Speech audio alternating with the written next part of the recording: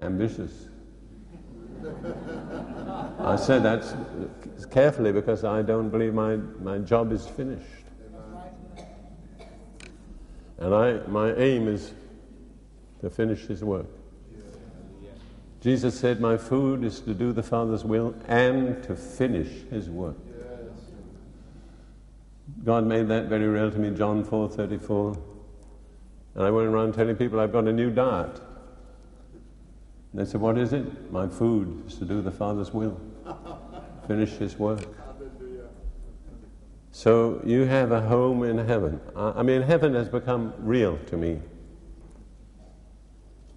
And there are some very sentimental songs that nobody sings today, but I rather like them. Sometimes I grow homesick for heaven, where all the redeemed of all ages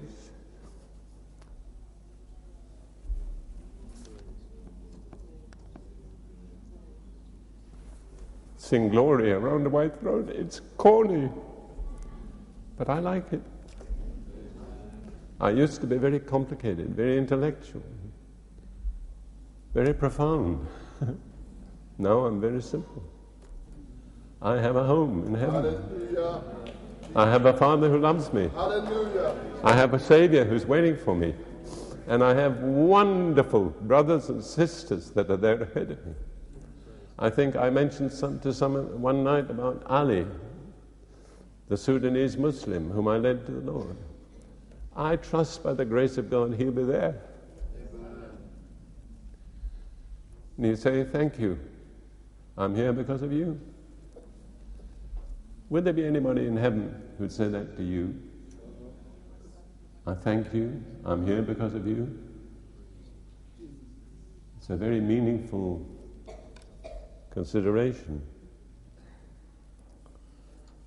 The third result I spoke about is total security. I think we've dealt with that pretty thoroughly. You're in the Father's arms. You're held in the Father's hand. And no one can snatch you out of the Father's hand. There's no power in the universe that can do that. Jesus said, my Father is greater than all. We have the greatest Father, the most wonderful Father, a God who's a God above all gods, in whose hands are all the corners of the universe, who created the angels and the stars and is worshipped by millions and millions of glorious beings in heaven. And he's waiting for little things like you and me to turn up. Isn't that marvelous? And then, as I've said, and this has made a great difference in my life, it's provided me with motivation for service. I'm not out to build the biggest or be the greatest. I'm out to please my Father. Yes, Lord. There are lots of situations where there's not much you can do.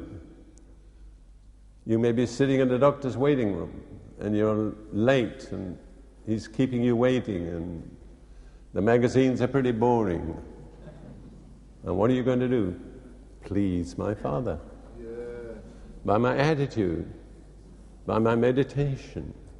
There's never a situation in which that motivation does not apply, if we can cultivate it. So now, Julian, would you come back again? Where are you? With your wonderful team, I'm going to ask them to play, to sing, what is the song? Father Me. Now, I have told you clearly and plainly, I cannot reveal the Father to you. The only one who can do that is Jesus. But if you seek him sincerely and humbly on the basis of his word, I believe in his own way and time, he will reveal the Father to you. And I want to give you an opportunity tonight, as we are led in the singing of this beautiful psalm by Graham Kendrick. How many of you thank God for Graham Kendrick? I do. I think he's produced some of the great hymns of the English language. Meekness and Majesty, in my opinion, is one of the great hymns of the English language. So not all the great people are in the past. Some are still alive today. And others are still to come on the stage. Now, while we're singing this, at this point I'm dependent on others. I think I'm going to ask Yenka if he'll come up and stand with me. And my wife, would you come up, sweetheart? Give me a little strength and encouragement. If you responding to what I've been saying, as they sing, and they may sing it, 10 times. Who says there's a law you're only to sing a song twice? I'm not saying how many times we'll sing. I'm not saying what will happen, because I don't know. But if you have that longing that's been stirred in your heart to know God as your Father, when we're singing, why don't you rise out of your seat, come forward, and I would suggest if you can find a place to kneel, you kneel. Jesus. And then you just tell the Father, Father, I want to know you. I thank you for Jesus. He's my Savior. He's changed my life. I know I belong to you, but Father, I want to know you.